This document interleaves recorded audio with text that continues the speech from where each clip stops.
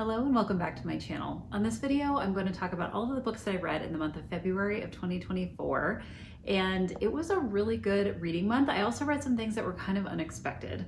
So the first thing that I started with in my reading in February was actually a series of kind of like novellas or short stories, and they were part of a series called the Improbable Meet Cute, and this was published on like Amazon Prime as part of like a Kindle series.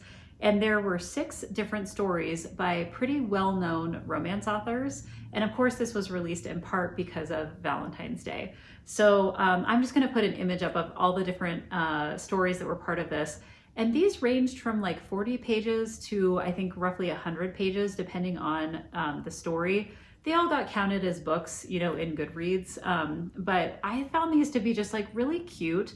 And they all came with audio versions as well. So I could just like really easily listen to these like during my morning workout. So that's what I started the month out with, which is kind of like easing myself in with some of these short stories, and they were really fun. I also picked up in the month of February the book Drowning by T.J. Newman. Now, there was another book called Falling by the same author, and I believe this author, if I remember correctly, is a former flight attendant, and so has a lot of knowledge of like flying and different kind of procedures on flights and things like that. Falling is about a situation where there's like a hijacking on a plane. Drowning is a book about a plane that goes down over a body of water, and then the plane sinks and they're trying to rescue people from the plane that has sunk. I will say that very fast paced. I listened to this on audio, definitely could listen in one sitting, which I also did with Falling because it's so fast paced.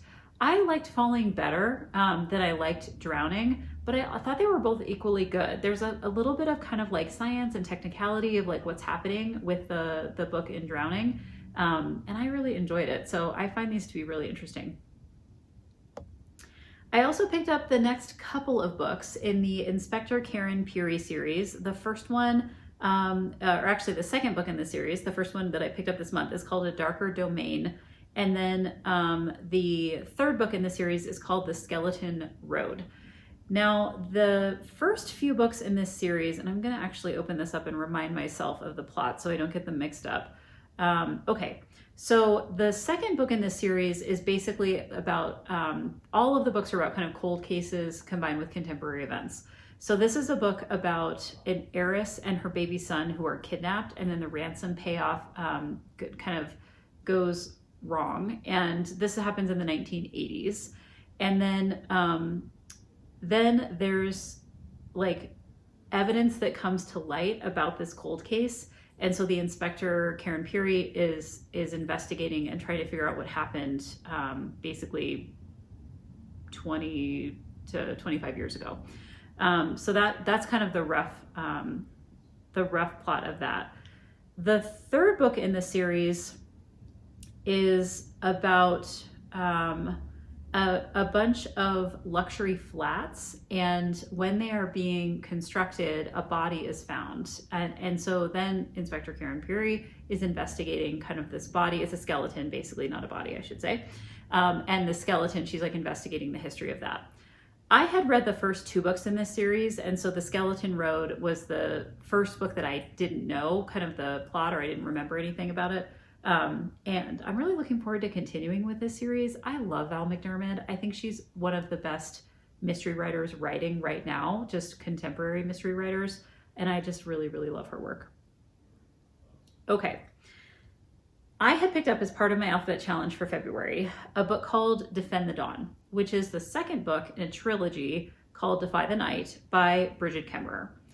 I really like Brigid Kemmerer's work. She writes these like YA themed romances that I love.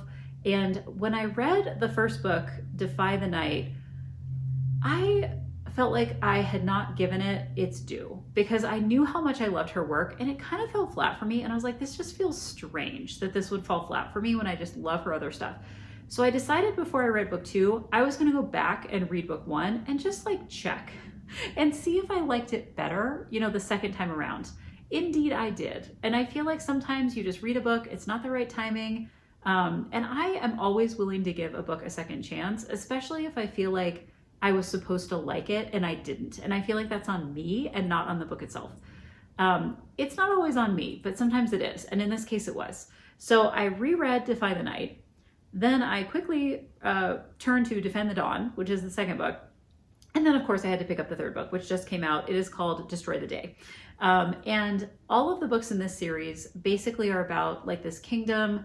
There's this illness, and there are a group of young people who are trying to basically work within the politics of this kingdom to get medicine for this illness to people in the kingdom.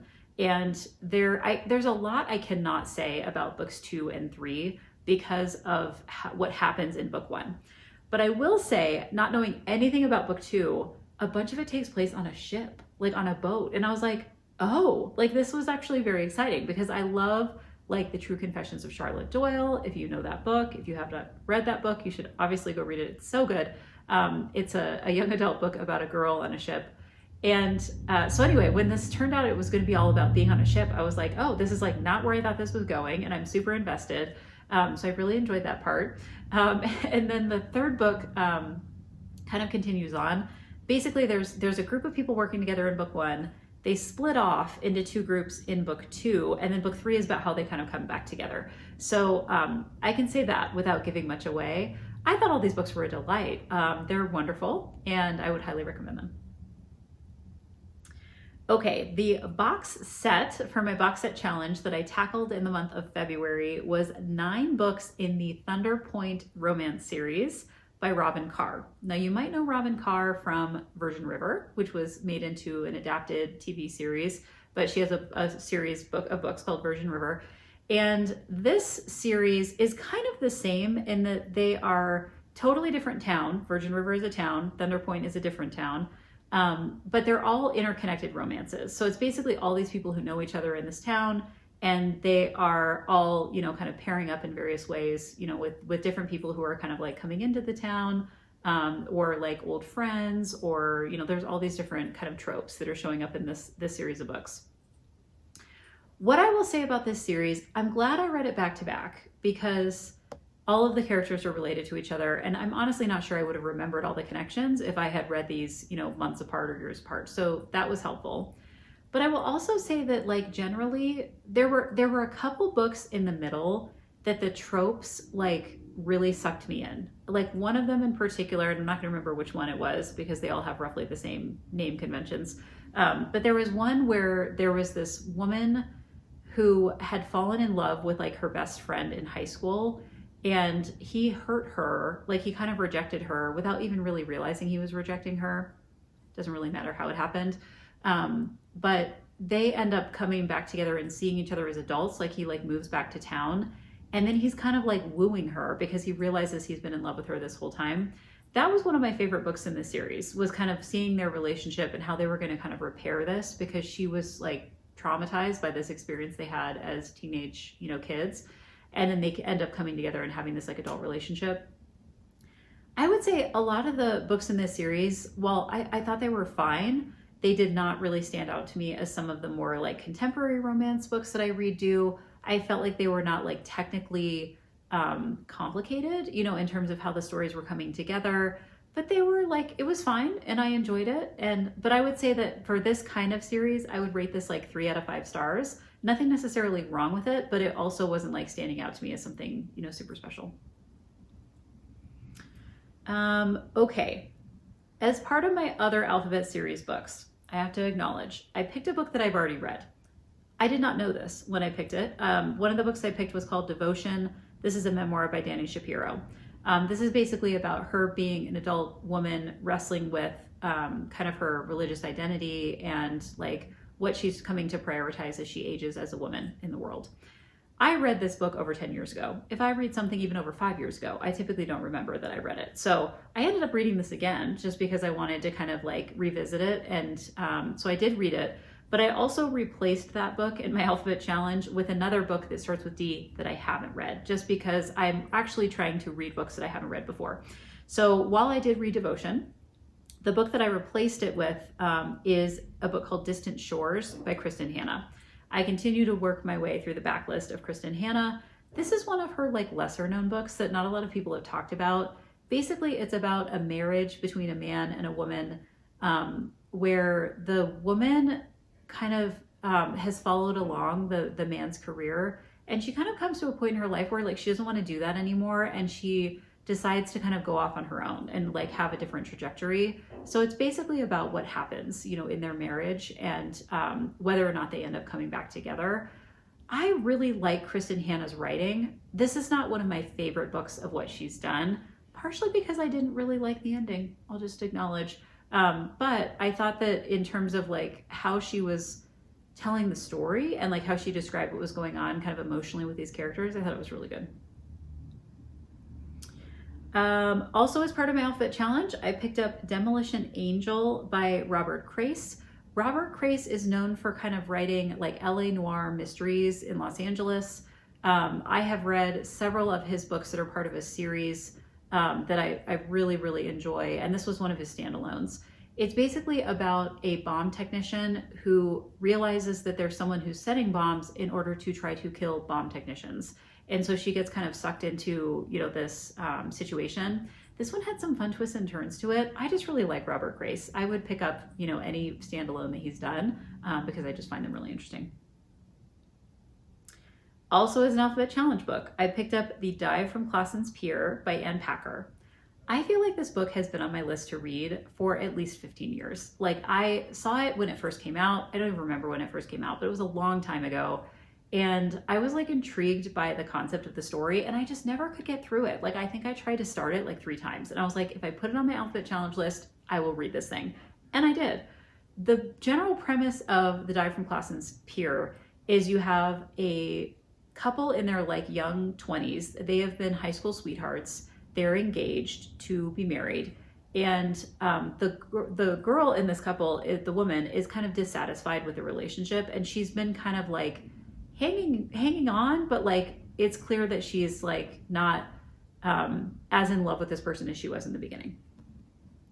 Then while they're still together, he has an accident and he becomes paralyzed. He dives off this pier and he becomes paralyzed, and she is having to like figure out what does she do when there's this situation where she didn't actually want to stay with him. Like she kind of knew that, but now that he has this paralysis and he's like going through this situation, it's like she has all this pressure to kind of like be with him and care for him and certainly not leave him.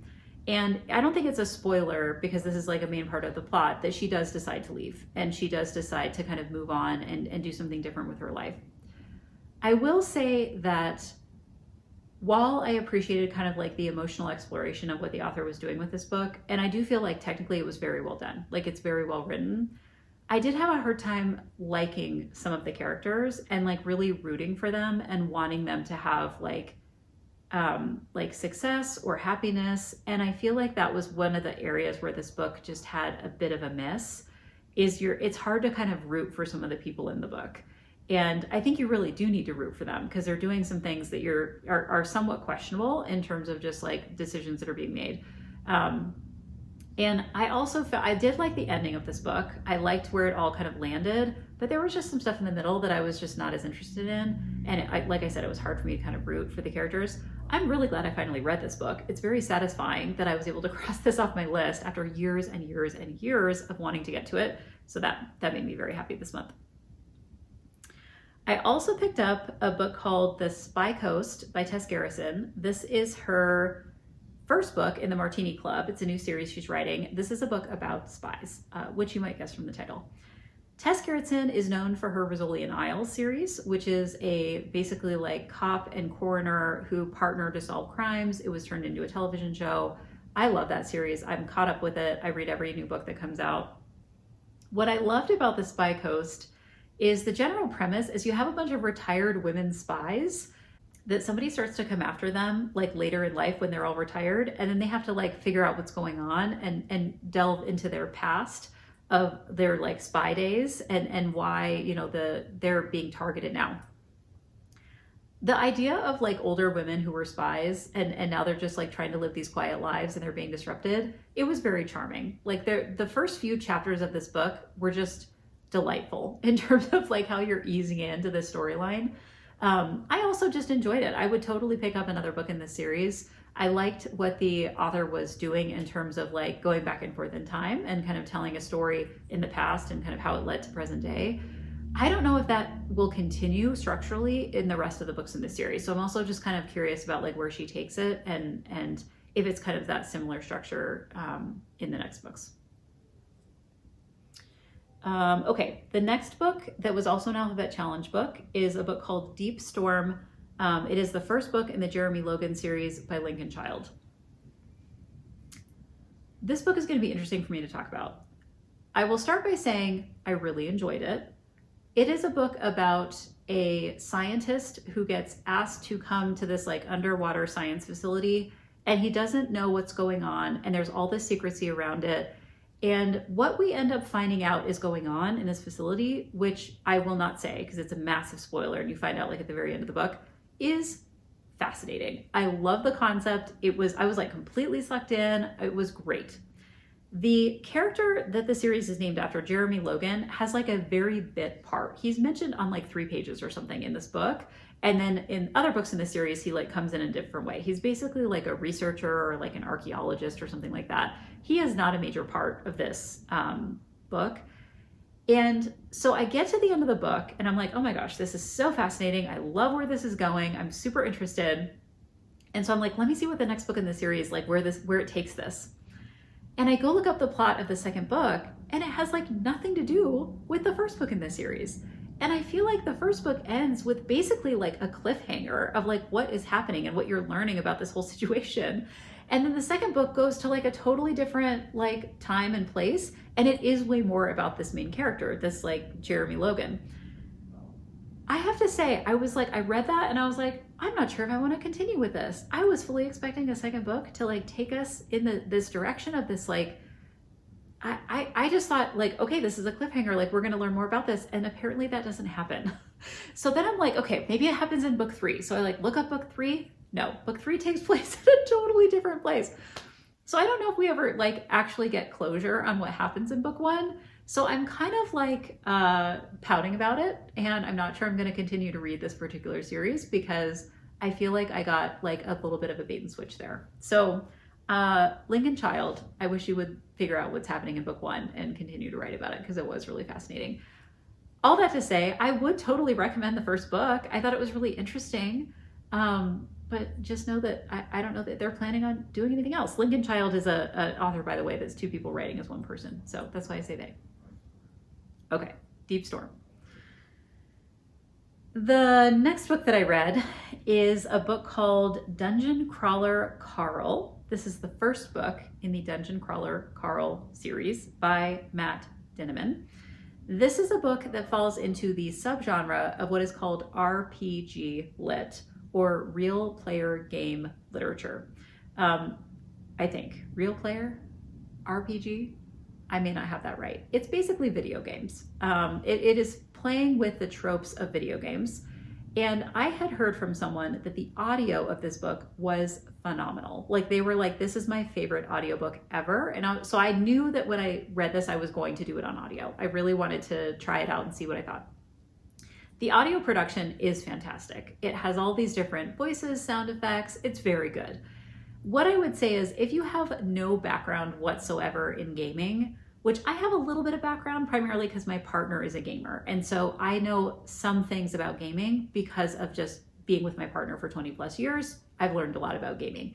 I'm not a gamer. If you know nothing about it, I do not think you will enjoy this as much. Like there's a lot of stuff that's meant to be like playful and like playing off of things that you would know from gaming. So I just mentioned that. And I would assume that that is the case with RPGs, and maybe it's role-playing game, not real play game. I don't know. I'll have to look this up. Just know RPG lit is a thing and it has to do with video games. I'm obviously kind of like messing this up. Anyway, this is a book that is one that I'm super glad I experienced. I've wanted to try it out. I've heard a lot of good things about it. I don't know that I would continue in the series because it's kind of not my thing. Like I could see how this is totally other people's thing, especially people who love gaming and they're in that community. So if you know someone who's in that community, or if you yourself are in that community, or you just think this sounds interesting, I would recommend it. General premise is there is a man, his name is Carl. And basically there's like this Armageddon scenario where the world kind of comes to an end and a lot of people die and there aren't very many people left. And the people who are left get dropped into this dungeon crawling game. And they're going down through these different levels. They're going deeper and deeper and deeper into these different levels. They have to do what are called like boss fights, which is basically these like battles. And they have these different like challenges that they can win by like doing different things within the game. They can, there are people watching the game who can like gift them things. Like, so there's all kinds of like things going on, you know, from that perspective. It's relatively fast paced. I will say that it's kind of introduced in the beginning of the book that there's a certain number of like levels that you have to go through to like win this game or get to the end of it. And this book only covers some of the levels. So it doesn't go through the whole thing. There's obviously a series here for a reason. So just know that the first book does not really complete. Like you have to keep going in the series if you're interested in following along. Okay, the last book that I picked up at the end of February was kind of a comfort read. And it was a book that I've read before, and I knew I wanted to read the second book in this duology again. I think I was probably a little bit inspired by my reading of the Defy the Night series, where I kind of revisited it, and I knew that it was something that I should like, and so I like reread it to make sure that I would like it, and of course I did. This is rereading the Divine Rivals Letters of Enchantment duology by Rebecca Ross. I read Divine Rivals and I loved it. 5 stars. Like, I really, really enjoyed it. It's basically about these two journalists. They're rivals. They have these magical typewriters. They write back and forth to each other. Probably sounds a little bit weird, but it's so good. And it takes place in kind of this like World War I-esque setting, but it's not World War I. It's like this war between these gods. I love this book. It was charming. I read it in like one sitting. I was super into it. Then I read the second book and it was like not for me. And this is, again, another one of the situations where I was like, I feel like just because I didn't like connect with it, I think this is me. I don't think it's the book. So I've always said to myself since I read this, and I think this was like even just in December, I want to reread this. Like, I want to revisit the series and see if I actually like the second book better, if I'm just in a different kind of like state of mind. So I wanted to do the setup for that in February so that I can read the second book, which is called Ruthless Vows. In March. So I did read Divine Rivals. I listened to it on audio. I plan to do the same with Ruthless Vows. And that was the last book that I was able to wrap up in the month of February, was re-listening to Divine Rivals in preparation for the second book in March. So those are all of the books that I read in the month of February, and so many really good ones in here, and also like a really wide range of genres, which was super fun. I love doing a deeper dive into some of these romance novels and the short stories that I read, and also really getting into some of these different series. And it was super fun to just binge the trilogy of the Bridget Kemmerer, Defy the Night, and just go book 1, book 2, book 3, and just read it straight through. I love when I have the opportunity to do that when all the books are out. So I would love to hear what you read in the month of February. Feel free to drop a comment below, and check out my March video where I'm going to talk about all the books I'm reading in the month of March. And until the next video, happy reading.